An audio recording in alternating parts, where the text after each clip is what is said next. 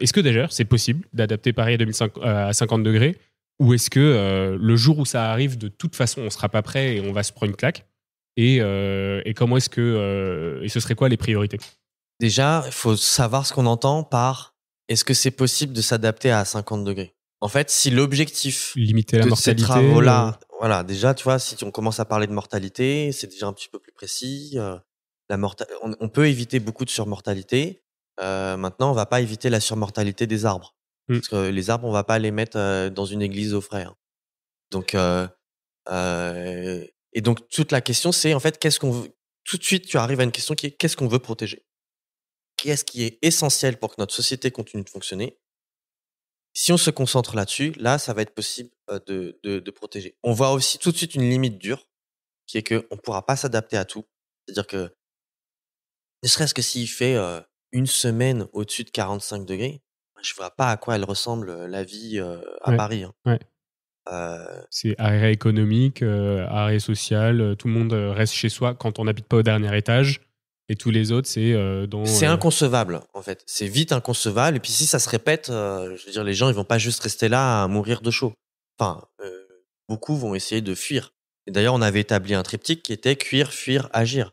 La fuite, c'est aussi une stratégie. On va avoir des migrations climatiques en Europe, et y compris depuis Paris. Des gens qui sont plus du sud qui vont arriver à Paris, et des gens qui sont à Paris qui vont aller ailleurs. Il y en a qui ont Mais il y déjà aura des limites. imaginé déménager de Paris à cause de la chaleur ou pas, ici? Oui, il y a un oui là-bas. Ok. T'habites au dernier étage? Ok. Parce qu'en général, c'est les gens au dernier étage qui ont cette réflexion-là. Mais je fais ce cadrage-là juste pour dire, un, on va être obligé de faire des choix très forts. Ouais. Et deux, il y a une limite dure. Donc, il faut absolument pas oublier de réduire les émissions de gaz à effet de serre. Mais sauf qu'en fait, ce qui est pratique avec cette question-là, c'est que quand tu commences à te concentrer sur l'essentiel, eh ben, tu es amené à laisser le superflu, qui est un peu l'agenda de la décroissance des flux physiques, en disant faudrait peut-être qu'on arrête de surconsommer dans tous les sens. En fait, c'est c'est hum, c'est plus facile d'arrêter de consommer n'importe quoi quand par ailleurs tu passes du temps, de l'énergie et ton esprit à te dire oh, là, il va falloir faire une révolution pour nous protéger. Et ensuite, une fois qu'on a dit ça, les grands enjeux, les grandes solutions, on les connaît. On sait qu'il va falloir absolument végétaliser beaucoup plus une ville comme Paris.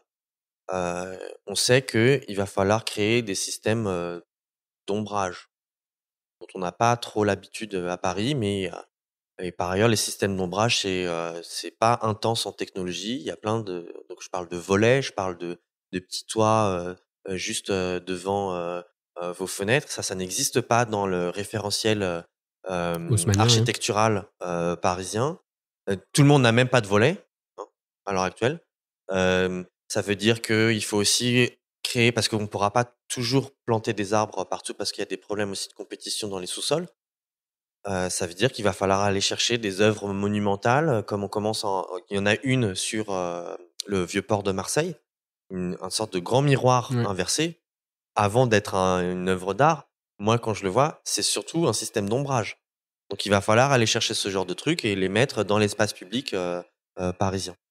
Donc, c'est du vert, de l'ombre, c'est tout ce qui va être en lien avec l'eau, que ce soit l'eau par la Seine, parce que ça peut apporter de la fraîcheur. C'est aussi toute la baignabilité, c'est aussi tout ce qui est autour des brumisateurs. Il va falloir jouer là-dessus. C'est du lien. Je reviens, mais toutes les études sur les crises, quelles qu'elles soient, là on parle des canicules, mais on va aussi devoir gérer du trop d'eau. On va devoir gérer, enfin, qui connaît ne serait-ce que les 10 dernières années à Paris, des crises, c'est pas ce qui manque, hein. C'est du terrorisme, c'est des crises sociales, c'est tout un tas de choses, c'est la Covid. Le lien, c'est le lien au sens de une capacité à être dans l'entraide à un niveau local sans supervision de la puissance publique. C'est ce qui sauve le plus de vies.